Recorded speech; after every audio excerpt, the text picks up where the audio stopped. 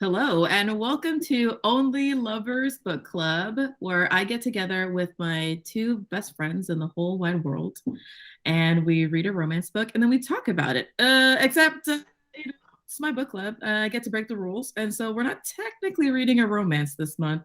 We're reading something that has to do with love, something that has to do with radical self-love, and that something is The Body Is Not an Apology by Sonya Renee Taylor. It's 2022.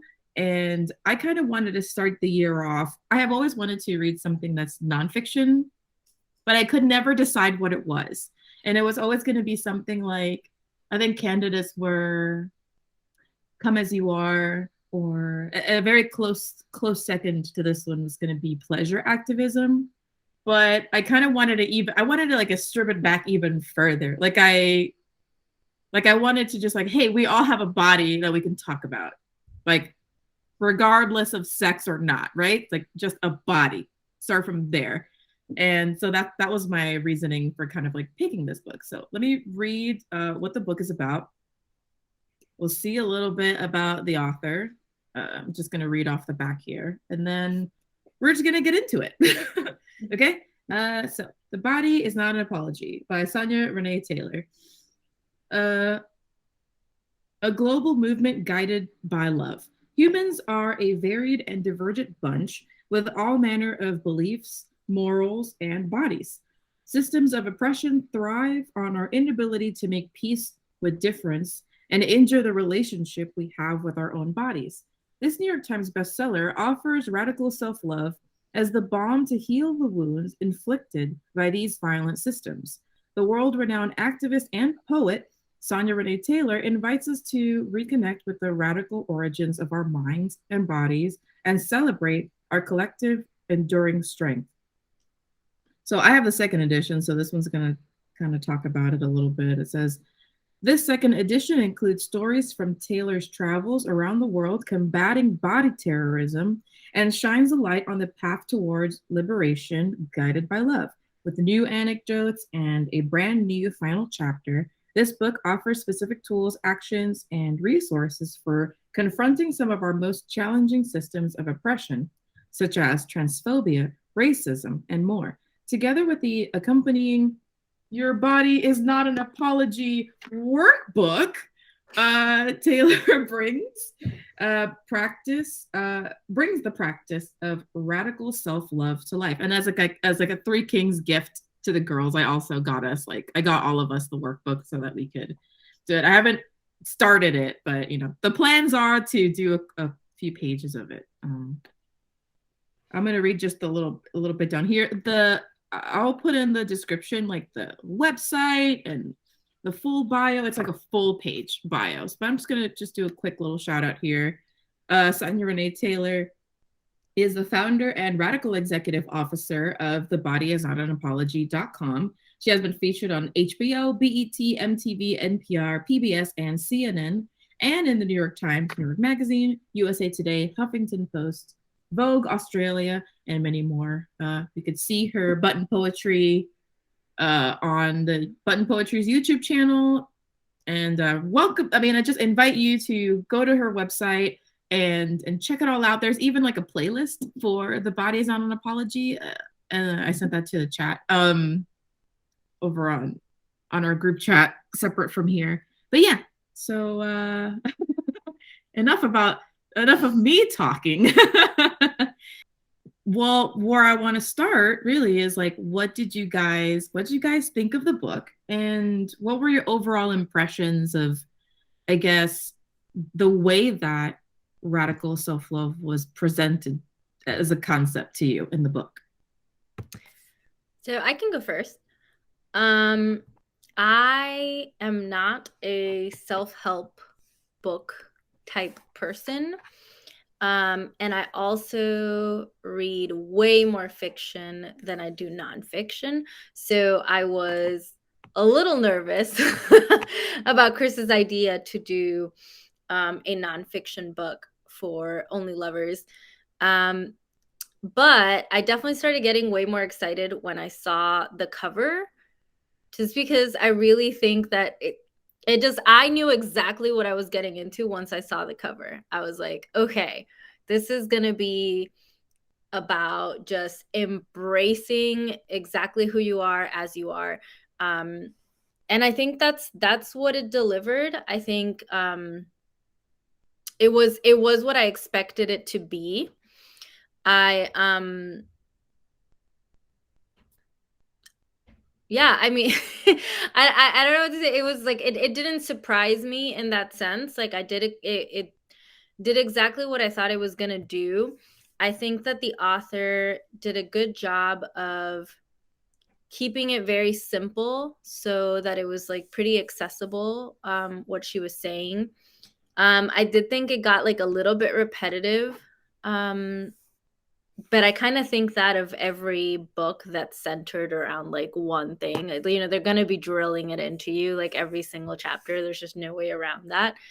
Um, I like that it had the questions structured into it, that invite you to kind of reflect as you go along. Um, because I mean, even though there is a separate workbook, obviously most people are just picking up the book, not necessarily having the workbook. And so that made it a little more interactive. Um, I liked all the stories, like all the personal stories, and then the stories that people have shared with her. Like I think she did a lot to make it engaging and not like just your average, like I'm just gonna info dump on you. Um, I think it's hard because I don't think that I necessarily like learned anything new. I think it was more just like reminders to myself of like all of the things that I shouldn't be doing or that I should be doing. You know what I mean? It was kind of like that. It felt like I was sitting down and talking with my therapist, where it's like she's not telling me anything I don't already know, and it's just me kind of sitting there like, yep, I definitely should be doing that. No, I should stop doing that other thing. That's kind of how I felt reading through it. So it was an interesting experience. I definitely wouldn't have picked it up if you hadn't picked it. Um, so yeah, I'm glad I read it. I do think it's better than other self-help books I've attempted in the past. So yeah. And I do think it fits with like our, I guess we don't really have a mission, but like with our goal to read, like it definitely is a book about romancing yourself, like not just loving yourself. So I do think it very much fits in with the book club.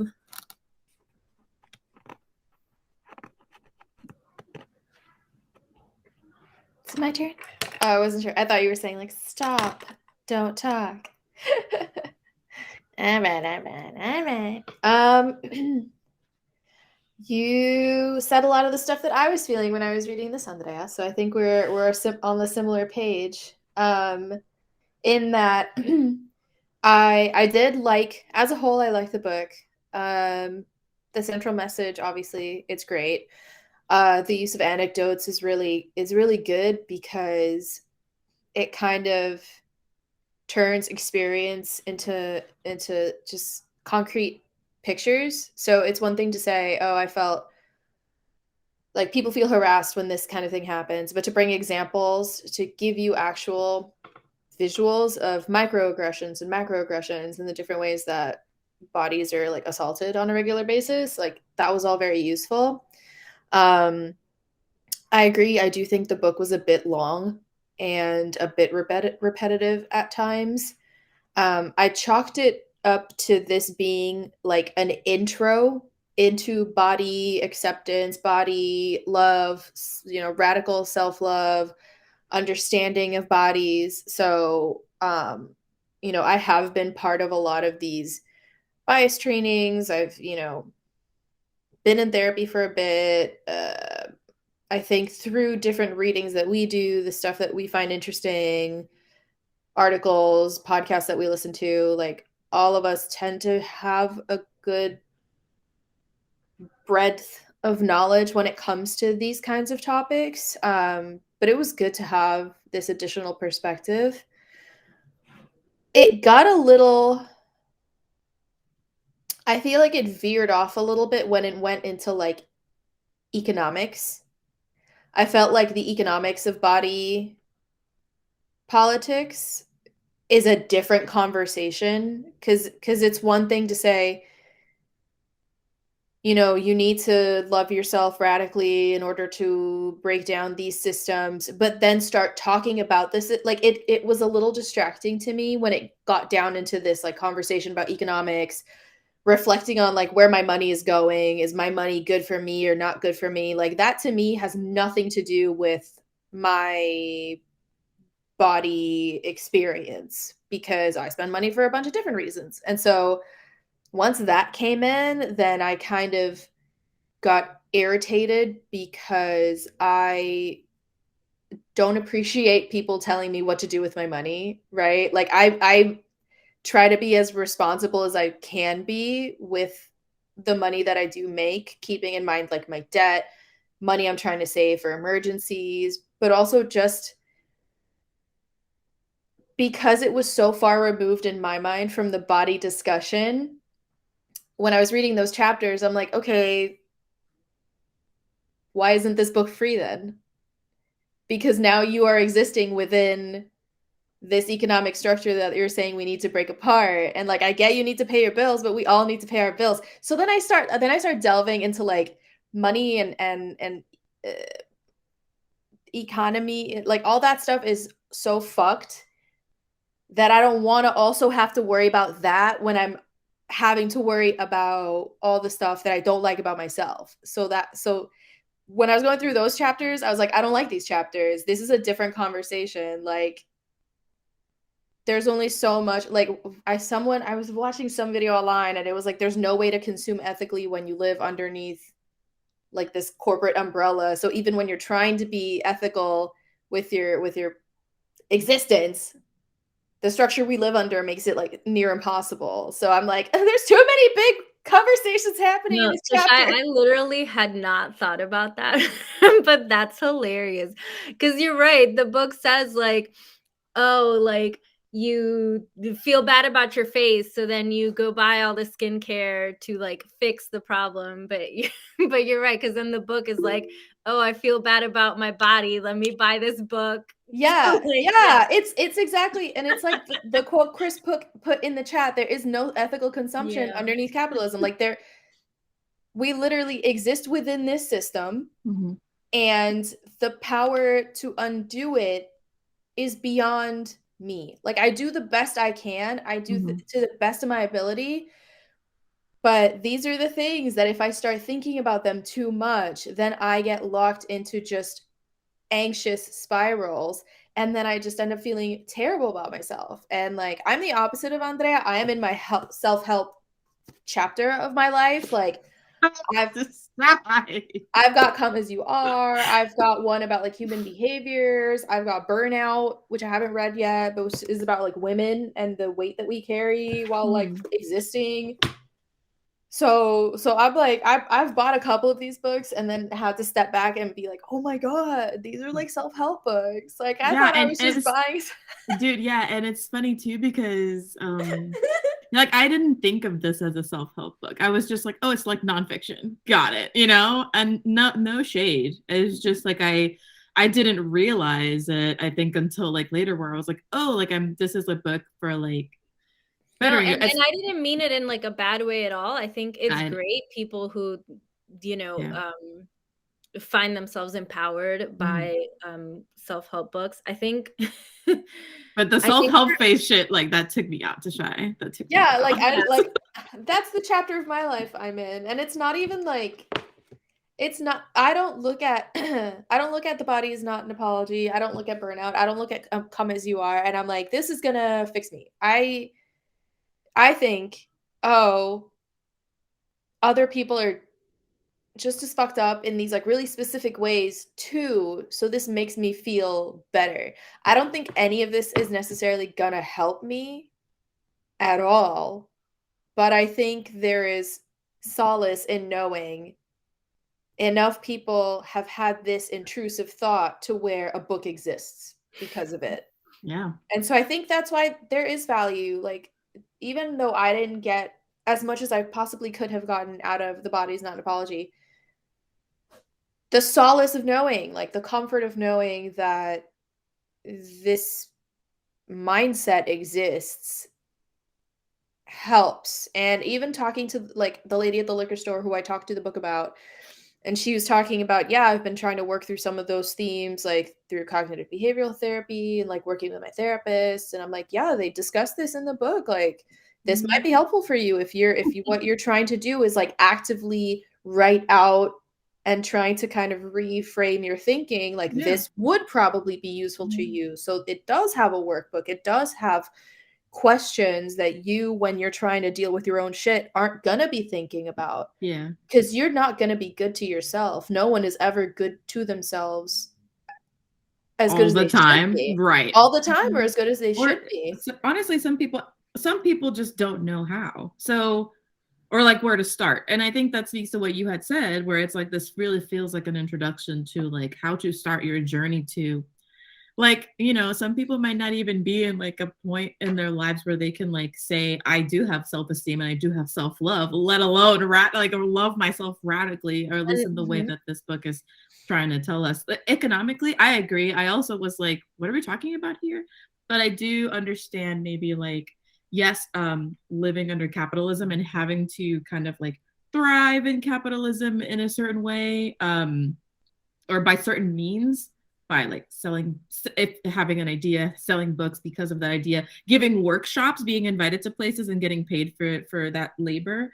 But also, I also think that what I took from it is really the difference between um, moving beyond what we consider now self-care, which is like treat yourself. Because I didn't necessarily buy this book to treat myself because I felt bad, and so I bought something to kind of like fill the hole that you know, that I feel a need. Do you know what I mean? I definitely I picked it up because I wanted to learn more. However, there are people who are like, I feel bad, let me go get a manicure. I feel bad, let me buy all this makeup to feel good. And I think that maybe we're not, like all of us maybe are not there, although I have been guilty of doing the exact same thing. I'm like, I feel like shit, I'm gonna buy a bunch of Nintendo games now, fuck it, you know.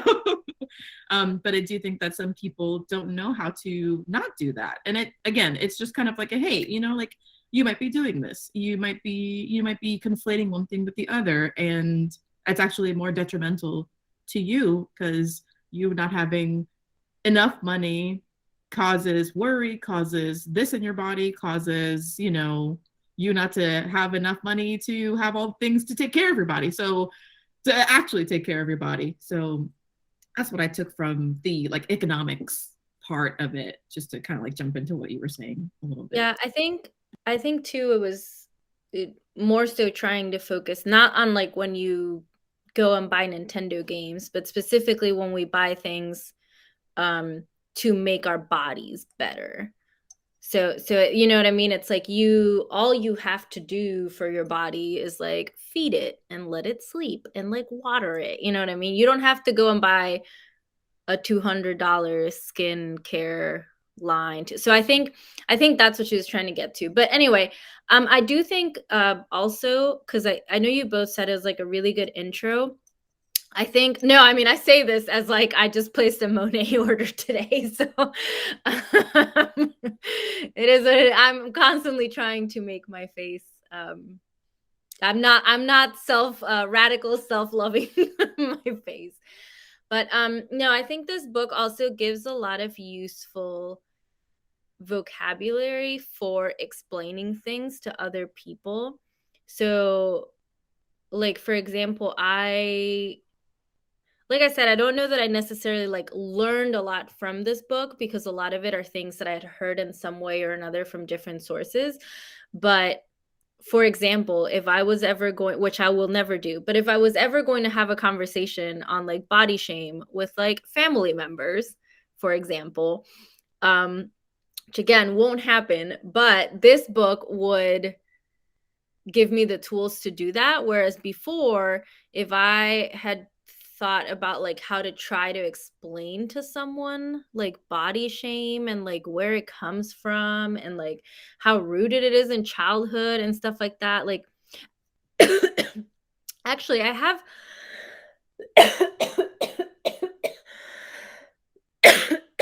Sip your wine. no, ya llevo tosiendo desde que tuve COVID. No Take your time. Don't worry. You're fine. No se me ha ido la tos desde que me enfermé. You might have like a long COVID thing, Yeah, I was gonna say you. or if it's just because my house is full of packing boxes and asthma. I don't know. Girl, every woman I know who has gotten COVID has had a much longer experience dealing with symptoms than any dude I know who's gotten COVID. So that's like another fun fact. Yeah. But anyway, like when I used to foster, a lot of people gave me shit about certain things regarding like how I was parenting my teens like idea of a body in terms of like what they wore or like what they looked like or things like that. And I think having read this book, I could now give a much better explanation for my choices and what I was trying to avoid instilling in them, aka body shame.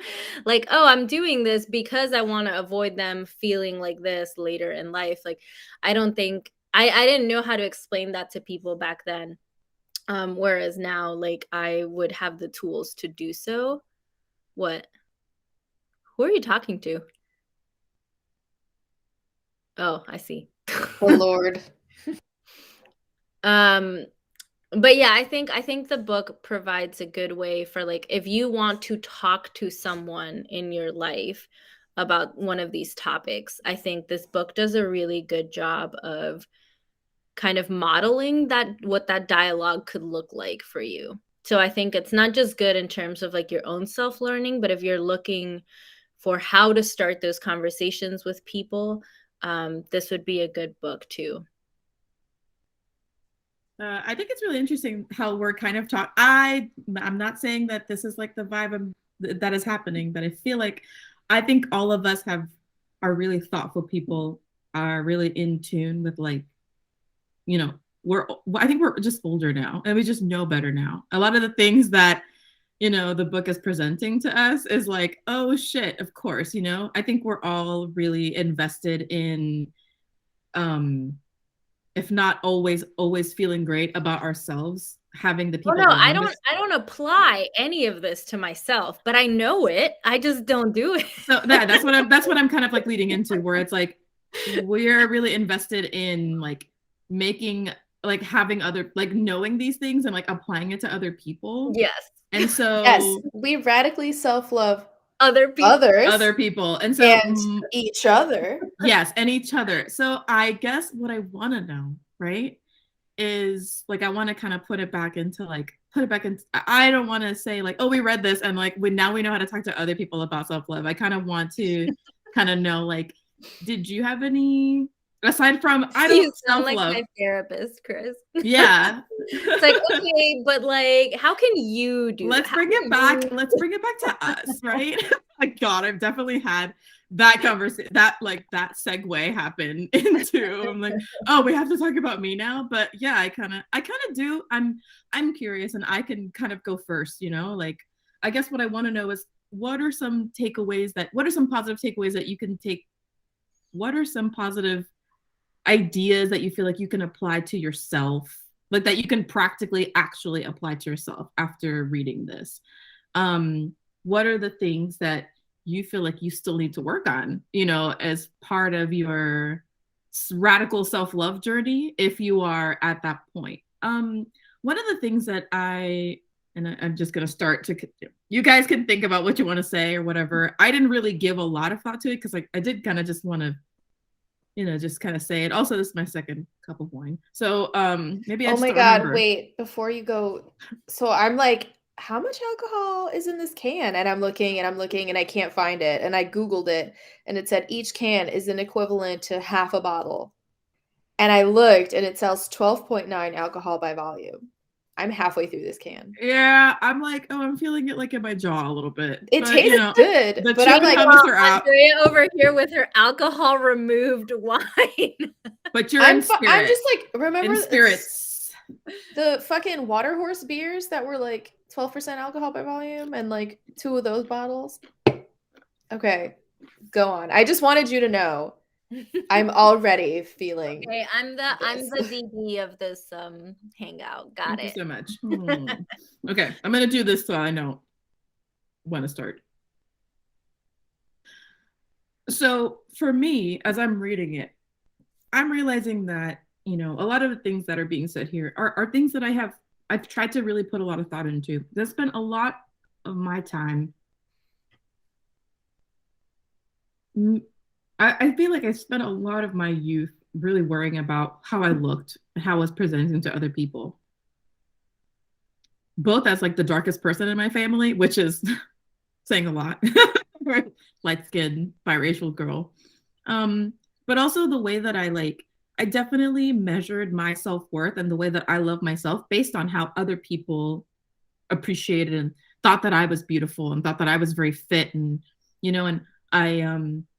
and I got really tired of that. I realized that I was doing that, and I got tired of feeling that way, of like relying on, I feel good about myself because someone's into me, someone wants to have sex with me, someone compliments me, on XYZ.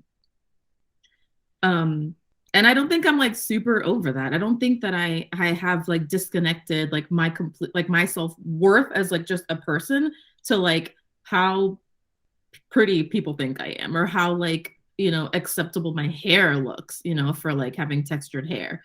And I think that that's something that I still need to work on. I have like made strides before. I have made strides with the way that I just kind of dress now, or things that I do and I don't do, things that I don't care about anymore, things that I've just kind of like accepted about myself. And that has come with age.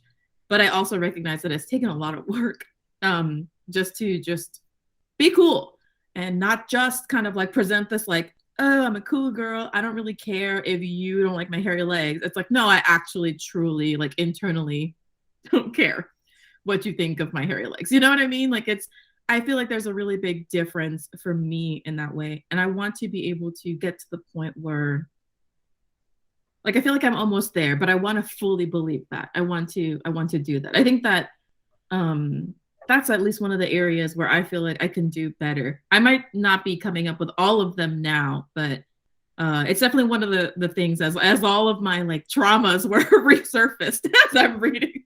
All of the traumas were resurfaced. Like when I read Andrea's review of the book on her Instagram, I was like, when was the first time that you felt like you had been like shamed or whatever? Oh God, so many moments came to my mind. I had to try, like I sort through them and figure out exactly, which one it was. And I think the earliest one was like my uncle who died, thank God. And he said, you're gonna be flat as an ironing board when you grow up, because at the age of 12, I still didn't have like, breasts. And so he was like, what's wrong with you? Why don't you have, and a lot of the comments that other people have said to me have really stuck with me.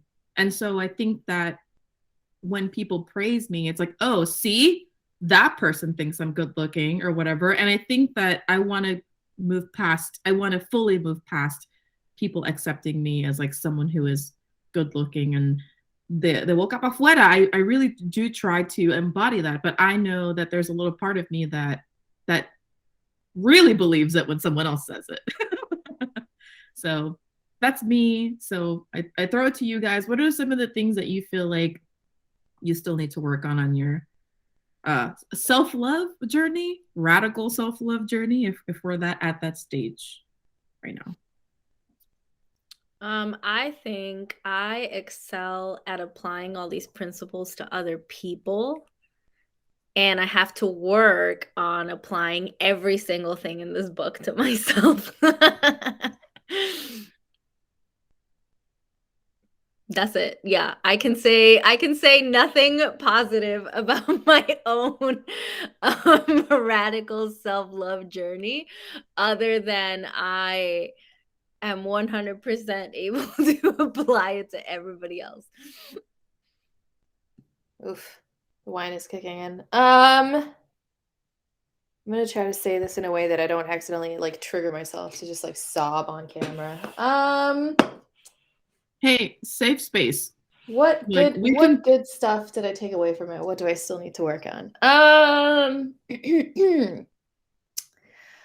So I definitely put a lot of value and a lot of my own self-worth in how other people perceive me.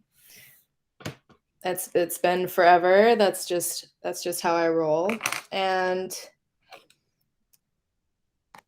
I am aware of like things that I do that it's like, oh, thanks, Chris.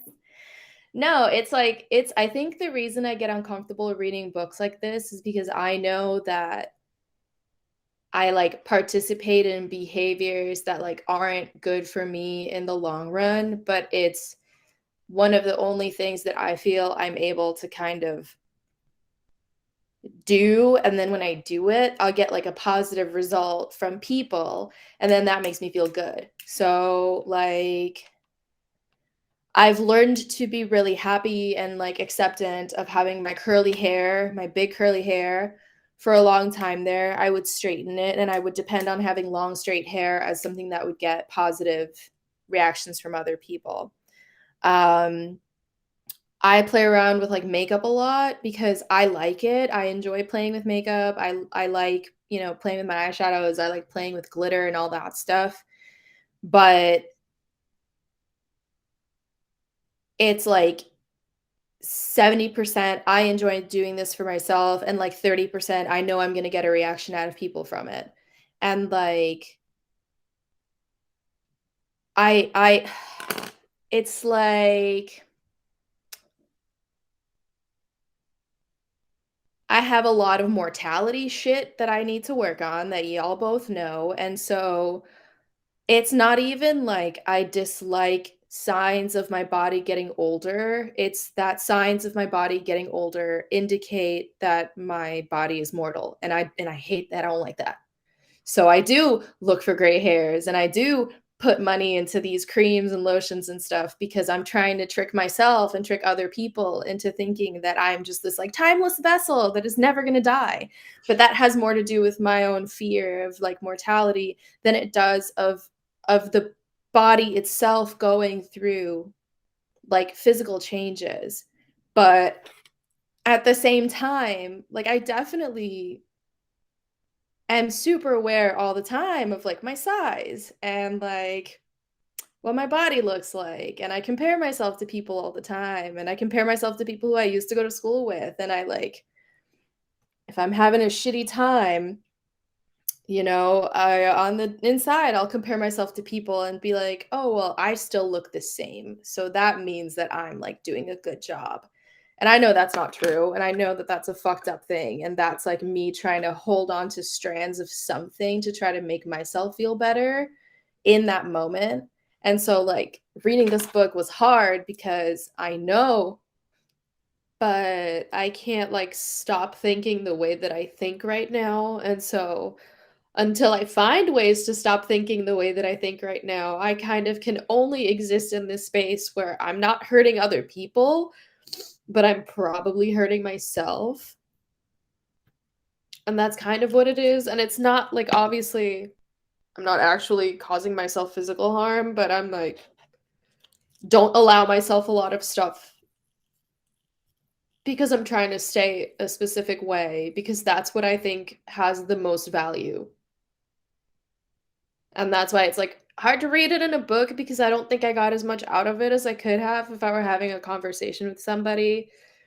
So what I got from the book is that obviously we all have a lot of shit we need to work on. And like there's some things that I've stopped hating about myself. Like I'm okay with my nose now. So that took like 30 years, but you know, TBD for the rest of it. Thank you for sharing and thanks for being vulnerable with us. It's not easy. I think like one of the things that is like it's valid that we're not all like in our, like everybody is in like a different stage of like their, you can't exist in self-hatred forever, I think. Or like you eventually realize it, or you realize that you're like in the middle of it and it just sucks. And sometimes like, especially now when things are, it's just like so bad, you know, like politically, this is pandemically, climatologically. It's like, what is one fucking thing that I can have? Like, that's just me. That's just mine that I can enjoy, that, you know, or that I can be at peace with. And I think that that's just ourselves. And we're just all like in different paths to achieving that. Or at least I feel that I am on a path to achieving that. I'm not there yet. I'm not Sonya Renee Taylor, you know, doing the slam button poetry. I'm not there yet, but like that's my goal. My goal is to get there. Maybe not like slam poetry. I could never, but you know. I think my current goal, because I feel like I am so far from where she wants me to be, I think my current goal aligns more with like body neutrality than it does with body positivity, which I get why she doesn't really go into in this book, because her her whole thing is just so much like radical self-love. But I do think there's something to be said for the body neutrality movement as well. And I think that everyone isn't positioned to necessarily embrace the radical self-love yet, or maybe even ever. And so I like knowing that there's other avenues in which you can distance yourself from the body shame and distance yourself from like the negativity and get into like a healthier mindset that's not necessarily 100% like positivity and love, but just more like acceptance based. Yeah. And I think one of the things that I like learned as I'm reading this, it's like one of the things that you just learn as you're, at least when I read books, like there was one that was referenced a lot in this book, like Fearing the Black Body, I think that was called, and another book, Hood Feminism, that I read. Even a little, I have started Pleasure Activism, but I haven't finished it. It's just like at least in my case, first of all, like body neutrality is like a very valid, like desire stance. It's one of those things where like, if I'm not capable of this, like, but I don't want to hate myself. Well, what can I get to a point where I'm at least comfortable, where I at least feel good? And I think that it's just kind of the radical notion is like, it encompasses all of these things that we have to just live with, right? The fact that it has to be intersectional, regardless if it's like self-love or neutral. It's got to be like, because we all need to be free to be who we want to be, and we can't do that because everything else is like oppressing us, right? So love yourself despite the oppression in order to change the oppression, right? Become free so that you can set other people free. Or exactly, being free, not necessarily loving, but like freeing yourself from like the confines that society has put on you, not just as like a woman or woman presenting, but just as like a person who exists, who like doesn't want to panic if they get sick and has to go to the hospital because you have to like pay so many, you know what I mean? Like, you know, going back to that. So thanks for bringing that up. And yeah, it's just, like I said, we're all just like, I guess in different, not in different lanes, but in different parts of our own journeys to just being okay, just feeling fucking okay, and not just feeling like complete shit all the time. Like, it sucks. One of the last things I guess I wanted to talk about is the one that's in conclusion, right? Since we're talking about where we are on a journey, where we want to get to, you know? And I got this from this upliftblack.org, this a book club page. I kind of like always like, what questions am I asking? What questions should I ask? Because I'm like, oh, what did you think? And I want it. Let's go deeper. But someone probably already did that. So I want some inspiration, but you know, credit where it's due. This is where I got this question. I think that, you know, it's kind of related to what we're talking about. It might not be the easiest question to answer, but I guess we should try. So, in conclusion, question says, Taylor states her idea of liberation, right? What is your own idea of liberation? If we were living free, what would the world look like? What does your personal liberation look like, and how is it inextricably linked to the liberation of others? I could just say what I just said, which is like I want to feel free so that I can help others feel free. Like I want to break out so that I can break other people out. Have like that kind of change. Not just like I want to talk to my sister about weight fluctuating and how she doesn't have to feel like freaked out about it. Like, you know, and we've had a lot of talks about it. And I my weight has fluctuated and like I am in a place where I'm like, okay, I don't care. Like I also don't have like a fat body, a body that is not challenged, you know, the way that like fat bodies are challenged or whatever. But like ultimately I have just come to terms with like, okay, my body has changed. It will change in the future. And I'm not like freaking out or trying to do things to make it look a certain way. I just want to be. And I feel like I can say that to other people because I have like really internalized that and really thought about it. So what does my liberation look like? It's just me just being not necessarily not caring, but having the tools to continue to help other people while also helping myself and having like the world be like a safe place for queer people, trans people to just non-binary, androgynous, etc., to just exist without like oppression, without like hatred coming from other places, coming from ourselves. It's very utopic, right? Very, very utopic. Like, oh, well, I just have to love myself, and then I have to teach someone else to love themselves, and then we'll all love each other, and it'll be like, brouhaha, fantastic. Like, it's not. That might not be the world we end up with, but that's ultimately my goal because in my sphere of existence, that's kind of like what I'm trying to like foment. So I felt like I spoke a lot, but and it's okay if you don't have your answer, but if you have an inkling or an idea of what your liberation or whatever and how that affects others would be, then feel free to share while I munch on some chips and hummus. So I think in terms of like other people, I guess my focus or my interest in it would be that like as an educator who works with young people and also as a future author writing books for young people, I think I would just always like to have the right tools at my disposal and like the right vocabulary at my disposal to kind of help the future generation get to a better place than the place that our generation is in, right? Because as we saw in this book, right, like all of these ideas and feelings and notions, they start in childhood, right? Because we're hearing all the adults around us kind of impose certain things on us. And so I guess I would like to do my part in not being one of those adults to the children that I interact with daily as a teacher or to the children reading my books. So I guess that would be like a big goal and something that I'm like actively working on moving forward. For myself, it's like a lot harder because I don't know. I would like to just get to the point where I feel comfortable in my body. Like that's really my only aim. I definitely don't feel comfortable in it right now. I'm not comfortable with its size, which like recently, like I know you talked about weight fluctuating, but mine has done a lot more than fluctuate.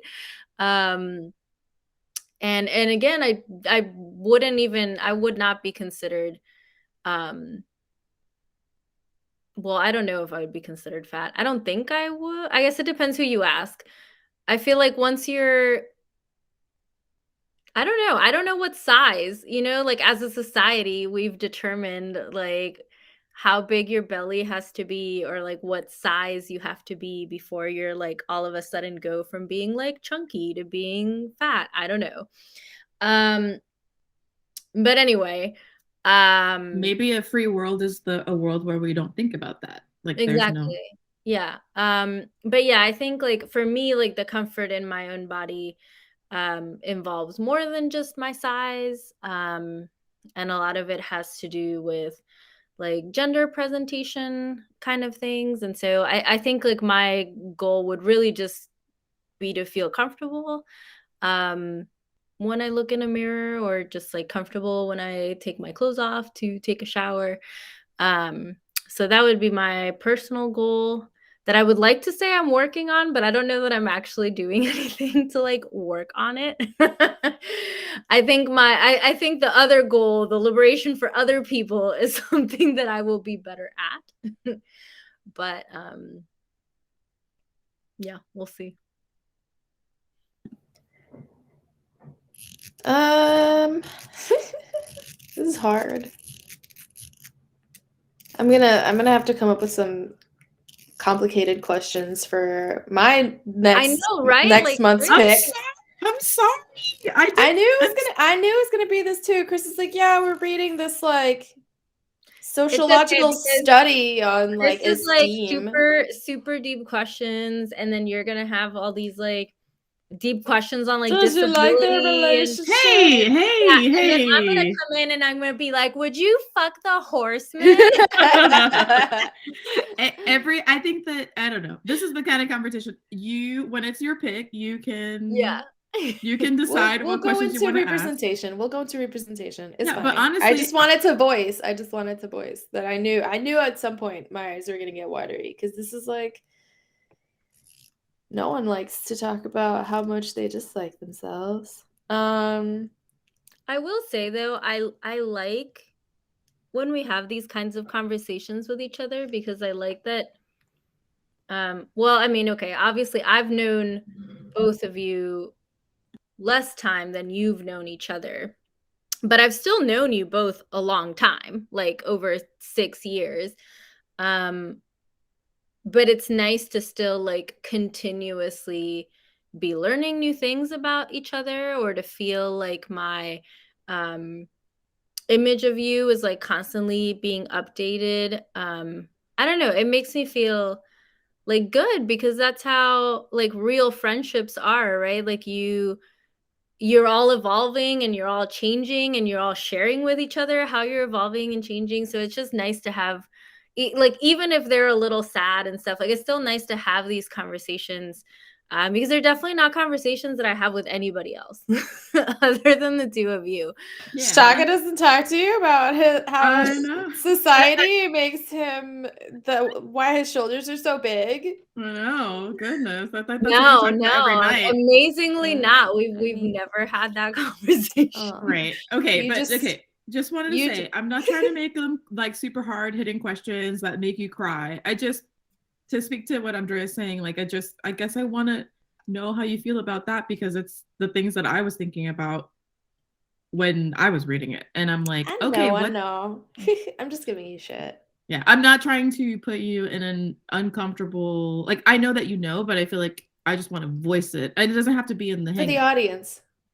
It doesn't have to try to trigger. it isn't for the audience. It's for, I mean, book club is for us. Like, who is our audience? Like the 12 regular people who watch it on YouTube, and like the 200-ish people who kind of like log in, and not even Ivan, which frankly I'm about to call off the engagement if he doesn't start it's fine. With our it's fine because often. we do get more podcast listeners than like YouTube lists. That's fine. But what I want to say, just like as a friend, as like an ally to Tashai, is like, I'm not trying to trigger you. I just want to know about you. And sometimes I know it doesn't always have to be for book club, but it's a good like excuse to be like, hey, like we never talk about this. Like, what is this like for you? You know? I mean, this definitely helps me understand a little bit better why Tashai didn't think Book of Two Ways was the total shitstorm. Like, a little bit better, your higher rating. Like, Tashai's terrified of dying. Okay, this makes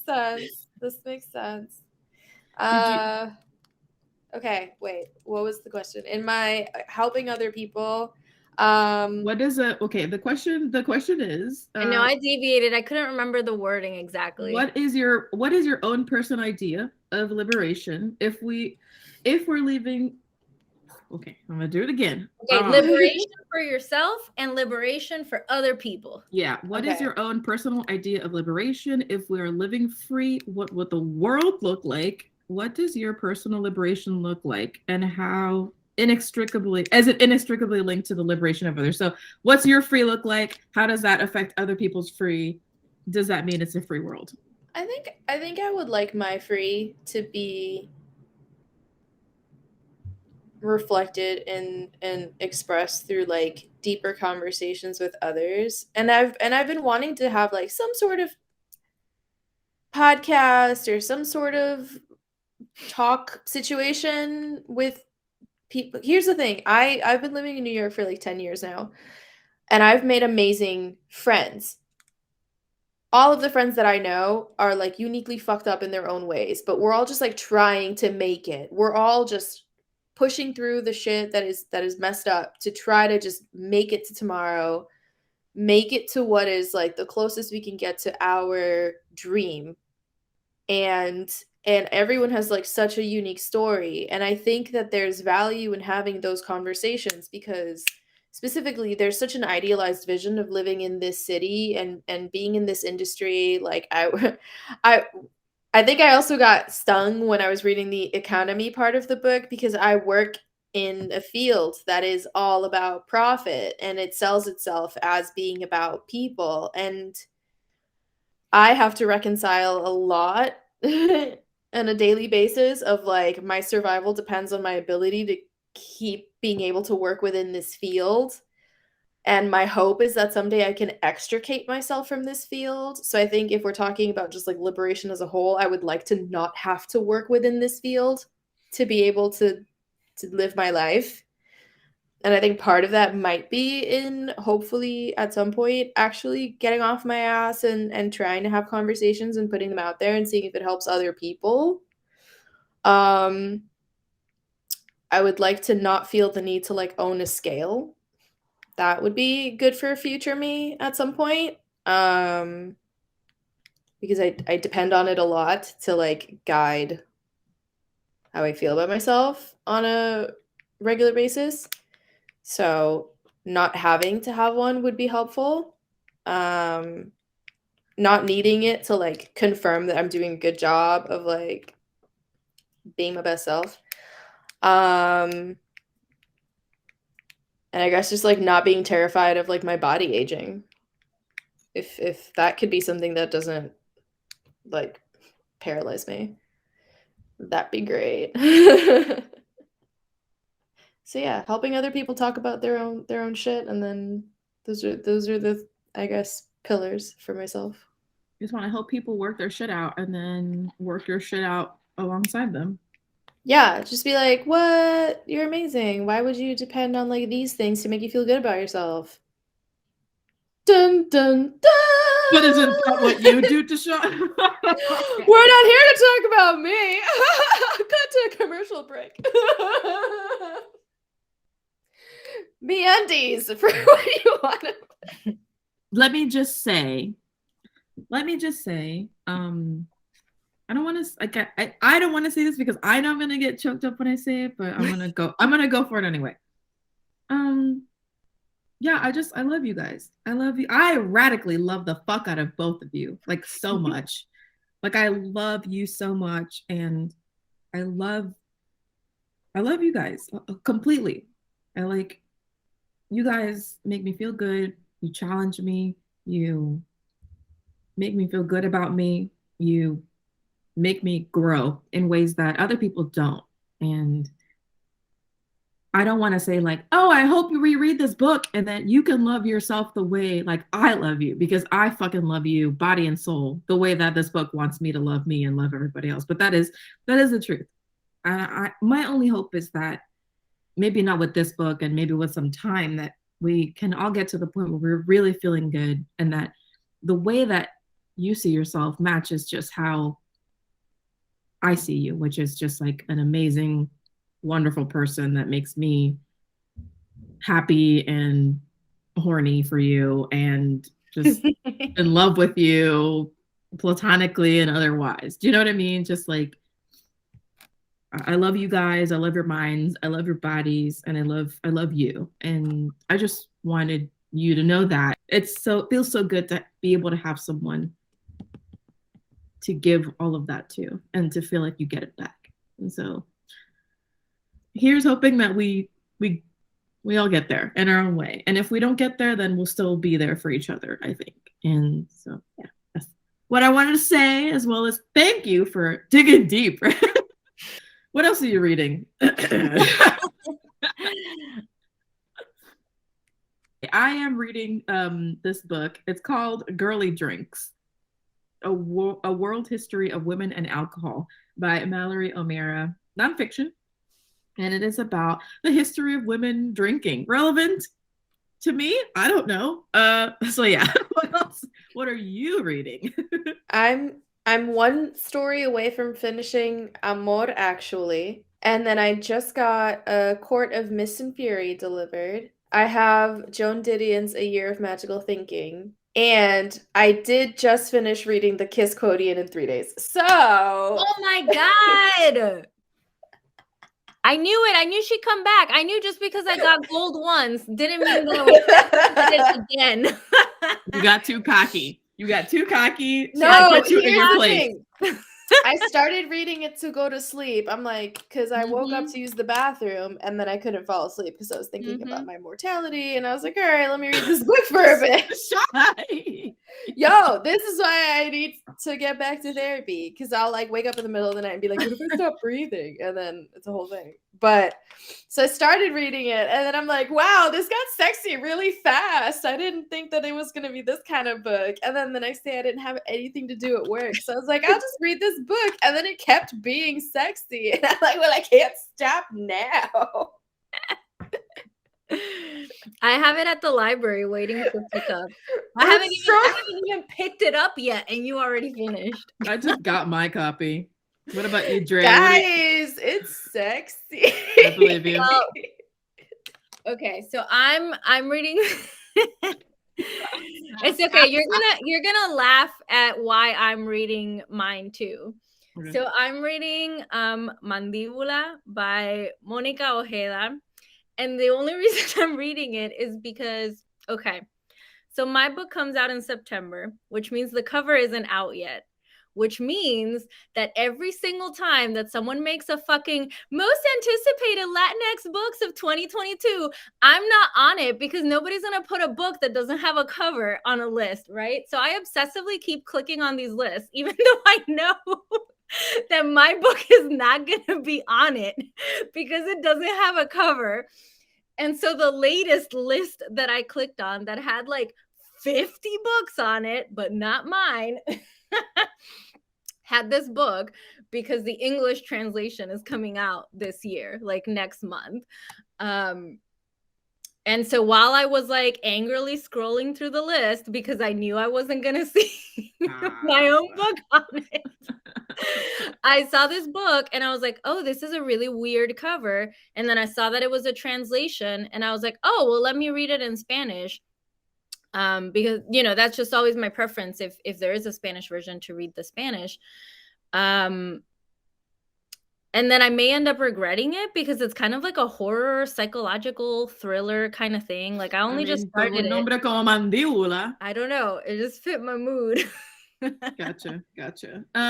Yeah. So that's it. That's our hangout. I feel like tired. Like I just did a workout. Like I feel after, you know how you feel after therapy where you're like, yeah, I had therapy right before this. Thoughts and prayers. Yeah, you had to move, and so we had to change our date to be sooner. Oh no. Oh, that's it. Yeah, next time we have our hangout, it'll be different place, a different space. It'll be in my new office. Yeah. So that's it. That is our hangout, our discussion on Sonya Renee Taylor's The Body is Not an Apology. By no means an extensive exploration of all the themes that were presented in this book, but all in all, I think we all got a little bit out of it, something to look forward to, some things to reflect on, and, you know, ultimately just like the wish for a better world for ourselves and for other people and for just to feel good. If not, then just not bad. Um, I would absolutely recommend this book. Go ahead and pick it up. I will include the link to our bookshop if you're interested. And I don't know if we get like a huge kickback from that, but yeah, it'll be in the link. We will get together next month to read Tashai's pick and hear her hard hitting questions with a mathematical, algorithmical, sexy kissing book, The Kiss Quotient by Helen Huang. So yeah, stick around, grab a copy, go ahead and read, and we'll see you in the next one. Bye. Thank you for hanging out with us. You can support Only Lovers Book Club by dropping some change in our tip jar and buying some books with our bookshop link. You can find us on Instagram at Only Lovers Book Club, and from there, find our individual accounts and projects. Feel free to favorite or rate us if that's an option for you, but always make sure to like and subscribe and turn on your notifications so you never miss an episode.